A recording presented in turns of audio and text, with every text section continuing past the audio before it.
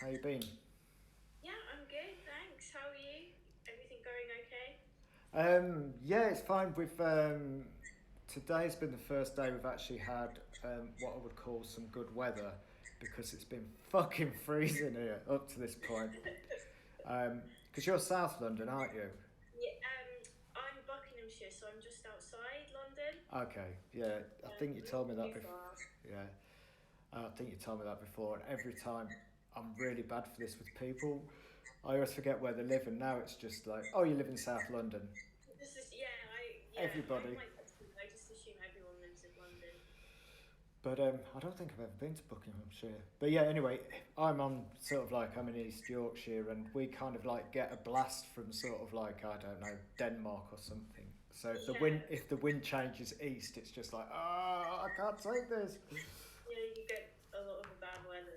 So yeah, it's never like anything dramatic like loads of snow, but it's just the temperature. It really does. You feel like, yeah, this would be what it's like in, I don't know, a very cold part of East Europe. Um, so I I was thinking about how I would actually start this because a lot of the other people I chat to, I've known them for about 1,000 years. So, and but I was thinking, when I was trying to think when the first time I actually sort of met you properly, and I think it might have been as recent as one of the maybe the Hackney I think comic it might scene be thing. actually. I think it might be actually when I met you in person. Yeah, I think it was Hackney. And although that seems like 5 minutes ago, I think it's probably about, I don't know, 4 years, possibly. I've lost so much time with like the pandemic. I don't know what anything Yeah, is anymore. yeah, it's weird. Like everything feels like it's been longer than it has, and yeah, To begin with, because of Andy, I mean, I think that's probably the case with a lot of people. It's like, oh, Andy's covered you in, and yeah, definitely. I just saw a tweet of his that said, how important the first review is for like a new creator in small press, and that's really what happened with me. It's like how important that was, like Andy and Broken Frontier. It's like crazy how important that is. That support. yeah, I mean, obviously, I'm older than as far as my comics go, and I still remember. Sorry, I was labouring over a metaphor there, and I couldn't get there. I was grappling, but failed. But as good as my memory is, which it isn't, I still remember like myself getting my first review, and it was just like it's almost like it's somebody's talking about another person. Definitely. It's so odd. Yeah, you don't think it's you. No. It's I think it's just because generally you never think you'd even get a review. You just think, yeah, it's just a long shot. You think at first. So it is strange seeing that. But, I mean, obviously, what I was really interested in was obviously your comics and chatting to you, but I'm also curious about people's education because the more I chat to people, there's kind of familiar links, but also links in the way that it follows either people, whatever education they've followed, leads to comics, or they're making comics and then go into education at a later Yes. stage. So you were, if I remember rightly, you were Camberwell first, and then was it? Royal College of Art after that. Yeah. Okay. So I did a illustration course at Camberwell, and initially coming into it, I wasn't really well versed in comics. Let's say, like I always read like the Beano and the Dandy as a kid, but I never thought it was something. Well, I never thought it was like a viable option, even though illustration isn't much of one either. But I just so I was just open to all different things, and one of my tutors there, do you know Jeff? Pseudonym. No. Okay, well, he based on comics, and you could go to like Gosh and Orbital, and that's really just how I was like when I realized like, oh, you can do it in like a DIY approach. I just really leaned into that, and then from there I was like, no, I'm gonna focus on comics, because it really appealed to me that there wasn't any sort of like, red tape that you had to cross, that it was quite inclusive, and yeah, that's how it really started for me. So, I mean, yeah, I mean, they're familiar things when people say, I read the sort of like, yeah, Beano Dandy, stuff like that as a sort of entry level or an introduction. But also, what what did you do at Royal College? What was your actual course? It's weird. So I went from like going into an illustration course, not really knowing what I wanted to specialize in, Yeah. to being interested in comics, and then Yeah. at my show, I got contacted by a program leader at the Royal College, and it's basically a course all for experimentation. So it has one of those long-winded names like information experience design, and it was just a way that I could actually use my experimental comics like to the full extent, really. So I messed around with sculptures, animation, film, but all stemming from sort of comic, graphic narrative angles. So that was actually really fun. So I could like work with comics outside of print formats, Yeah. if that is even possible. No, And that. I was trying to make it possible. I was trying to make comics like a proper physical interactive space. So that was pretty important too, that experience for my comics and storytelling.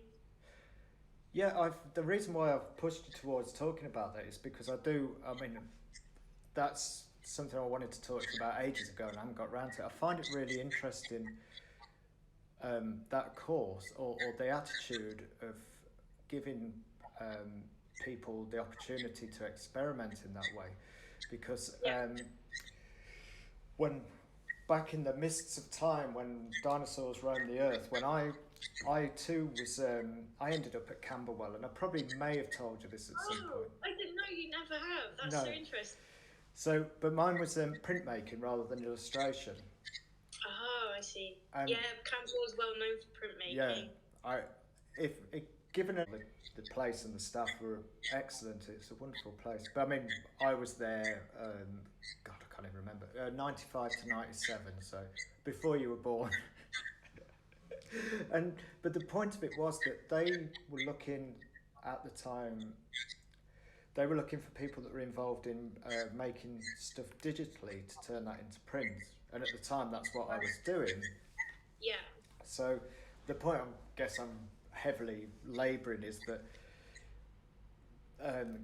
it's good that sort of establishments are looking to give people opportunities to explore stuff in that way, because they had a kind of they had like a PhD department, and they were really kind of, this was at the point where it was still quite new that you had digital media and to explore it in that way. So you're obviously, by the time that people were asking you to be involved, it was a well mature thing, and it's really interesting that you were given that opportunity to basically do what the fuck you like to explore.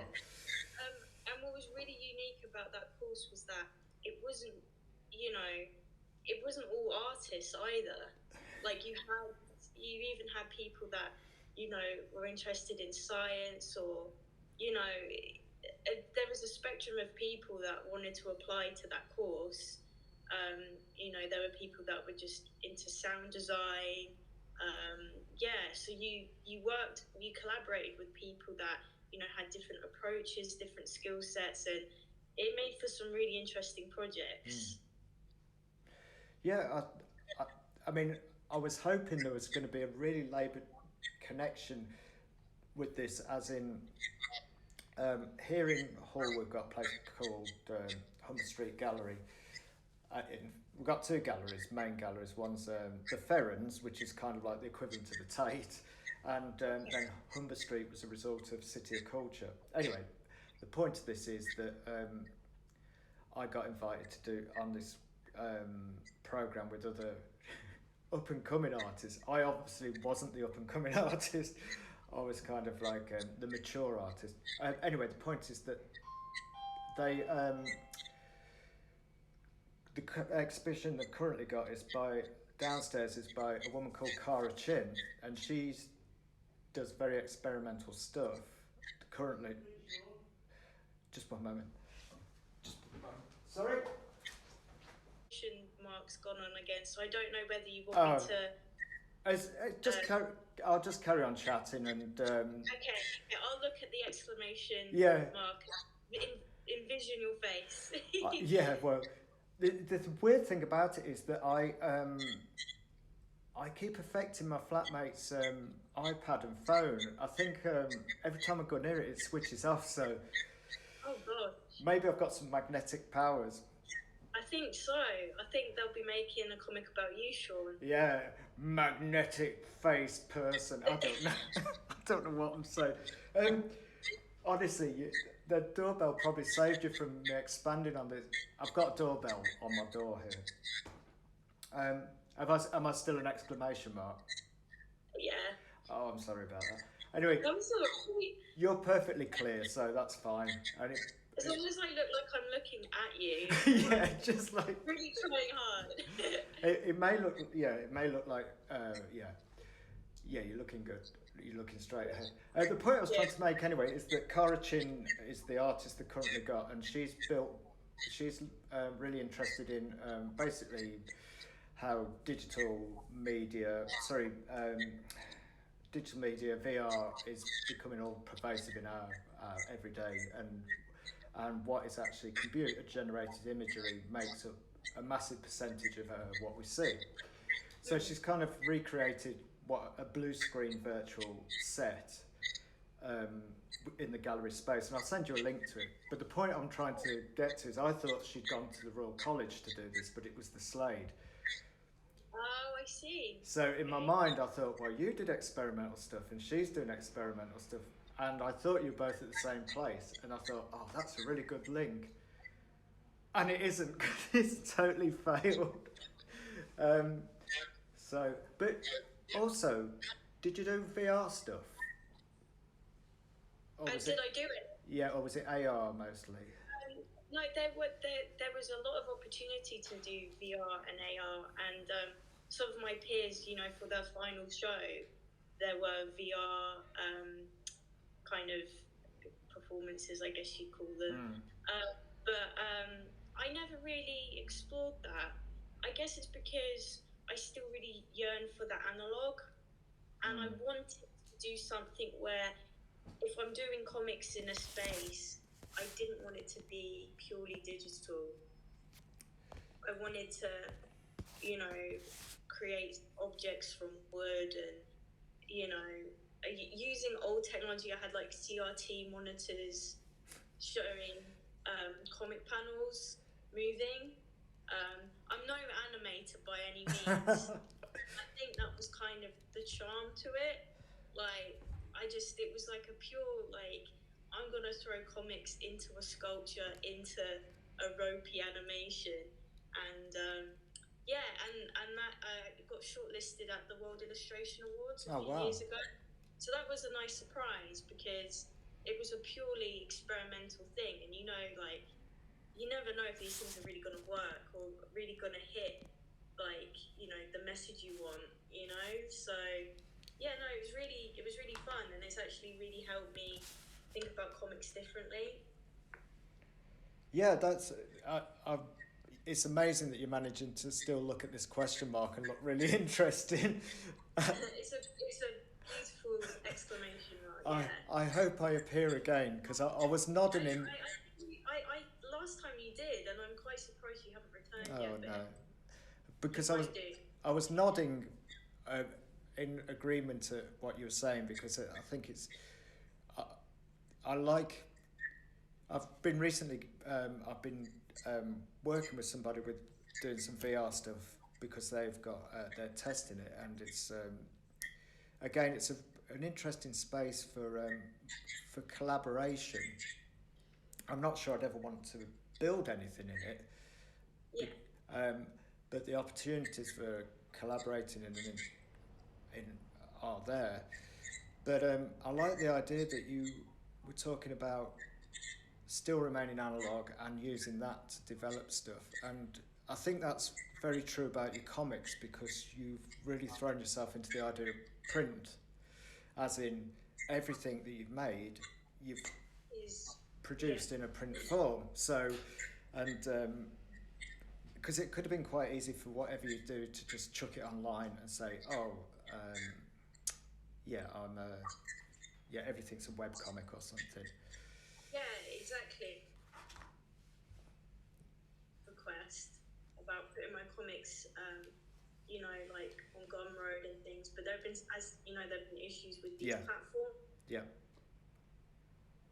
You know, not at all am I like a technophobe, but I do think that the way things like NFTs and the metaverse, and I'm, you know, I want to get back to, you know, analog materials and print, and, you know, I just think it means more. The art means more when you can touch it, and you can, I just think there's more of you know, the tactile relationship, and I think that's lost in certain technologies.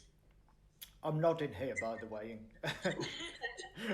just for those that are receiving a question mark image, I'm nodding away. I mean, I don't. If I ever get the chance to show you around my space, I think you'll probably see that I'm in total agreement with what you're saying. I don't need to labour the point that digital technology has allowed. I mean, I've seen the development of it, because from when I started as a mature cartoonist making comics, the internet allowed people to network, which is the first and most important thing. It wasn't about putting stuff online, it was networking. And subsequently I've seen all the developments from them, and there's massive benefits to it, of course there is, even on a small level or on a massive kind of like productive level, if you kind of like Marvel, DC, whatever the fuck. But it's that tactile nature of stuff is the most important thing. And in previous chats with people before they've fallen asleep, it's a theme that everybody's returned to, which is I guess it's almost weirdly become a nostalgia thing. Like printed books, and you know, but I'm in agreement with you with how, you know, technology's really helped me, and you know, in my sphere, in getting work and commissions, and obviously the comic community on like Twitter is quite strong, and I like that. I like being able to talk to you guys if I can't see you in person, you know. So that element is great, but it's just when everything gets sucked into it, and you know, people take advantage, and everything's a scam and a money making scheme, and you know, to make art like that is just, it's just not healthy. And I hope this kind of NFT thing passes. I think for a bit like Bitcoin, I think it's probably going to be here for a long while. I don't know. I haven't really felt compelled to make a monkey and then try and sell it to people or something. I'm not very. To be fair, I'm not very knowledgeable. No, me neither. I just know all the bad parts. It's when people say, "Oh, start talking about blockchains," and it's like, I'm not showing my ignorance, but it's just that I've stopped trying to take notice of this stuff, and I think that's the difference. It's anyway. There was I was talking to somebody the other day, and they were saying that some of their stuff is going to be an NFT, and people were like oohing and ahhing about it, and it's just like, oh, I've got no fucking idea what you're talking about. So, it's like it's just sprouted out of nowhere. Yeah. And then obviously there's a big discourse, and I just, as long as things are kept as pure as they can be, that's kind of my goal. I just keep sticking with what, I want to do, and what I know people I like, what they do as well. Just kind of keep going on that route, and yeah. So when I mean, without kind of going over it, we did collaborate on something, and it was very, very, very enjoyable experience on my part, and it also kind of defined for me that early part of pandemic stroke lockdown, because that was the weirdest part of it all, when it actually was proper lockdown and you had no idea about anything. I kind of, having looked at your stuff, I thought there's somebody I'd really like to collaborate with, but equally I've no idea how I was going to do that, because I think your work has qualities to it that really appeal to me, but I think it's a lot removed from what I do in many ways as well. So it was interesting to try and do something. I think collaborating with anybody always has to have an element of, I don't know what I'm doing with you, or I don't know what's going to come out of it, and that's the exciting thing. It doesn't always happen that something comes out of it, and that's good as well. Yeah, not knowing how it's going to end, and just using, because we use like a lot of old sketches that we haven't put in anything, and just working things together in sort of like a collage, and using a lot of texture, and that led me back to like experimentation again, and that kind of inspired me for my most recent zine, Systems. Right. And I used a lot of like old sketchbook drawings and textures, and collated it into one sort of visual journal, I guess you would say. So that was totally inspired by what we did, because there was just so much freedom to it. And sometimes I can veer off, and even though I've done loads of experimental stuff, sometimes I'm like, I can put myself in a box and stay there for a while, but it was nice to kind of step aside and kind of look at things in a different way.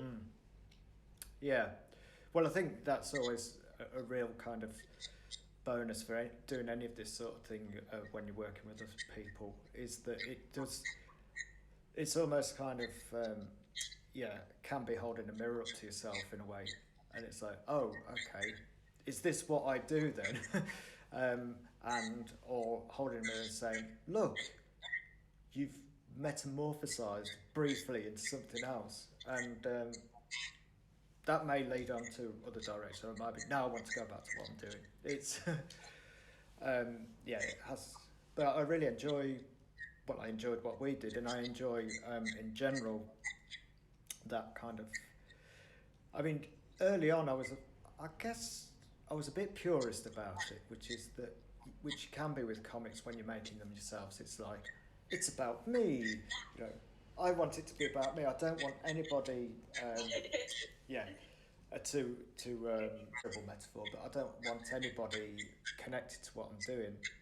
Yeah, no, that makes, I think we all get those feelings where it's like,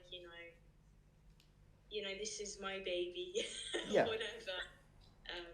So yeah, no, I get that too. Which it's sometimes you're kind of like, oh, should I collaborate?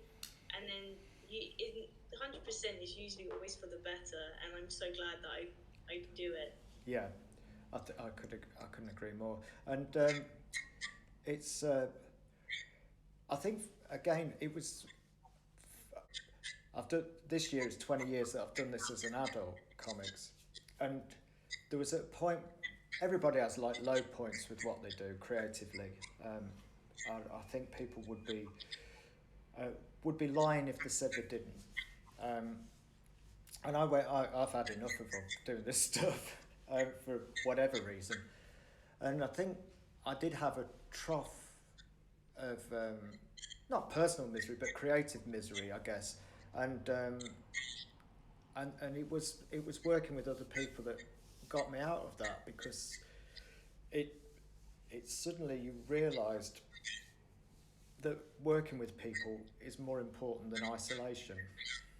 And for me personally, and you can always go back to being a solo creator or whatever, but it was definitely, I think, something that made me for the last, at least, and it's a recent thing, I would say for about the last 6 years or something, has made me more open to a lot of things, rather than, nah, I don't want anybody to be involved, and it's just, yeah, such a grumpy face anymore.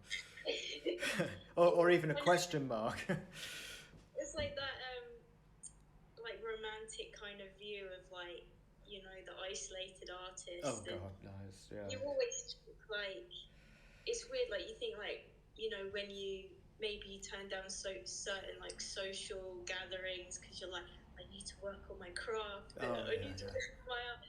And then you end up being miserable, and you've missed out on like some good times that might have produced better artwork.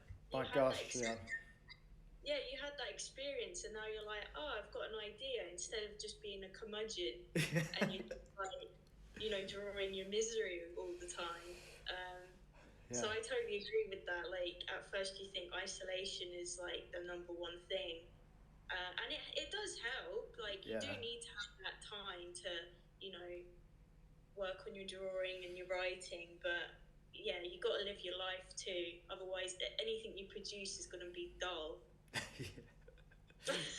Yeah, it is. It's absolutely. You've said it better than I could, and it's true. I couldn't agree more. What else was I going to ask you? It's good because for the Hackney thing, it wasn't edited; it was live, and I was so nervous. Okay. Doing that talk, like at the end, I was fine, but at the beginning, it was just like, oh, I couldn't. Oh, yeah. Oh, I'll tell you. I've not, because I haven't been really interviewed that much. I mean, people don't kind of like interview me that much, and I think early days I was probably the same. You're just like, oh my God, why are you talking to me? Don't talk to me. Yeah, I'm just going to end up saying really things I shouldn't say. Yeah, absolutely. And it's only kind of like now I just talk to anybody, so I don't really care. But yeah, same thing earlier. I mean, okay, now that you've been actually a maker, making comics then? I give myself 21 onwards, so I'm 28 now. Wow. So it's been a few years now. Oh, you're a veteran now. I'm a veteran now, but so either, you know, there are people a lot younger than me that are just trailblazing. Oh, don't. It's all. It's. I don't know what they're giving to the kids, but they're geniuses. I know. It's. I mean, that's a whole discussion in itself, and one that we do have on a regular basis, which is that. On the one hand, you've got people that are leaving. They're mainly coming from illustration courses, I would say, but that's not exclusive. But they do leave fully formed, in a way. Definitely, I agree with that. But it's kind of whether people actually progress from that as well is interesting, because you see young. I mean, okay. When you used to go to sort of like LCAF, there's a good example. You'd be going, oh my fucking God, look, there's all these people that would shit all over anything that I do stylistically. And then you never hear from them again. So that's my argument. Yeah, I think it's, you can go into like, I don't know, you get, not worried, but you see what other people are doing. And it's almost like a trend at certain times. Do you worry, Olivia, though, about what other people do? I mean, do you think that I'm being left, or I'm. This is just a leading question. I don't actually think you should answer it. But do you think?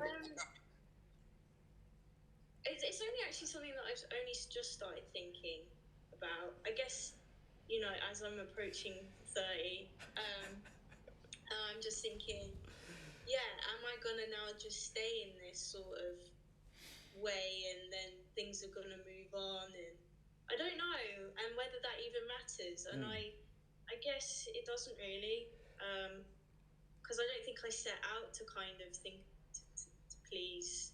Yeah. I just didn't think I could make any money out of doing this, so I generally thought, well, I don't need to really appeal to anybody. Oh, that's great. That's. But yeah, I don't know. I mean, but then I'd also be lying if I said I don't care what people think. Yeah. Because yeah, it's weird. It's always a balance. I go back and forth on it, I think. It is a weird thing. I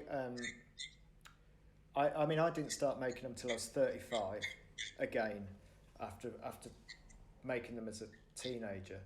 So it was like shit or bust for me. It was like, oh, I'll give it one more go. So the fact that you've been doing it for 7 years and you're not even reached 30, I really wouldn't think it would be a concern on your part. You haven't even reached any. I always worry. It's weird. Like, you know, because I have older friends, and you know, every time I'm like, oh, I'm so old. They're like, stop. Oh God, you're not. But it's only because, you know, that thing with society where it's like, oh, if you haven't made it by 25, like, what is that? Where does that come from? Yeah, exactly. It's bizarre. It is, and it's an artificial construct in the sense of, I mean, we could go on about it for hours, but the way in which actually, economically at the moment, I don't think anybody's got much chance of, air quotes, making it, because everything is fucked, to be quite honest, and it is a false construct. I mean, because you have, obviously, you don't need me to tell you this, but you have your own definitions of what you consider making it or success, and that they obviously change as you change, as you kind of mature. Definitely, I agree. I mean, they're very kind of like sort of low-hanging fruit of defining what success are. But say, for instance, I don't know, a car, a house, all that sort of thing. Well, somebody like me that those things have always been out of reach, so they've never been part of the equation. So I don't see them as a success. I just see them as, you know. But then what I consider success is, other people just think, what are you talking about? It's just so abstract. So, yeah. Yeah, I think it, you know, and within art, like, the successes are different. So, you know, we might be like, oh, I'm so chuffed that, you know, I got this comic self-published, whereas someone else might be thinking, oh, nothing I do is good until I get a big publisher to kind of co-sign me. Yeah. And I think that's a pressure sometimes, you know, you can put on yourself, like, and it's not helpful. I mean, here's the thing. When I first started, I had this idea that, for example, I was going to work on a monthly comic, because that was the format that I'd always kind of like read and grown into. And then I found do-it-yourself stuff, and then that was it. I was never interested in that. And partly because I realised I couldn't do it anyway, because it's such an undertaking. But I had certain things that I did want to do. One was I wanted a publisher to pay me some money for something I'd done. You had all these minor goals that, if you reach them, then that's great. It's personal satisfaction. So one of those obviously was to get everybody. I wanted to get published, and it's like, wow, big deal. But I've done that. I mean, is that something you personally have thought that you'd like to do? Is it something that you would be interested? I'm always interested in, you know, being published by, you know, indie you know, houses or bigger, who knows? But, you know, I think if you focus on it all the time, and if you're having periods where you're not being, you know, you're not sure if, you know, you cater to those audiences, I think it can harm you, like, mentally. You start doubting yourself. So I think it's something that I think, yeah, that's something I would like, but it's also something that I don't think I'm gonna, you know, get too stressed about. Yeah. No, that's fair enough. That's a healthy attitude. Um, and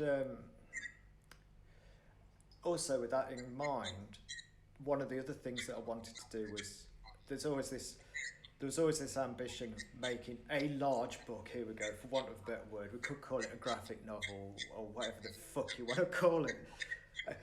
Something with lots of pages and a spine on it. There we go. We'll define it as that.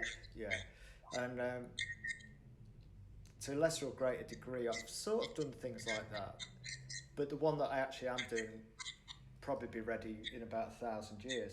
I mean, I think the stuff that you've made is self-contained but ongoing because of the themes, stroke, styling. It seems as though there's a universe there. It doesn't matter whether you've read one or all of them, but you're aware that you're stepping into something that may continue for a long time. Do you see that maybe you might make something that you drop on your foot and you break your toes? Yeah. Yeah, that would be cool to have something that's like a big volume. Yeah. And yeah, I'm always thinking of that because like it's just nice to have something in one place, you know, when you can like once you've created like, you know, a body of work, it would be nice to have it in some nice, you know, contained format. And yeah, I kind of guess I am kind of making a world with what I am putting out, and it's just it's really just random musings from my head. But I think, yeah, I think there's something that could be, you know, explored to tie it all together. And yeah, it's always something on my mind. So we'll see in a few years. Yeah. Well, you've got plenty of time to do it. Of course, unless we've all kind of like turned into sort of irradiated and turned into nuclear snow. But I didn't want to say that. But I know that could also happen. Yeah, that's why you've got to live every day at a time. Yeah, very much so. I didn't want to bring it up, but I have done. So there we go. But I think it would. I think it would lend itself really well to being in a collected form, and with that in mind, I really look forward to sort of having it when it's ready. So hurry up. I will let you know. You'll be the first to know. I'll be like, "Dawn, it's ready." Cool. I expect it next week then.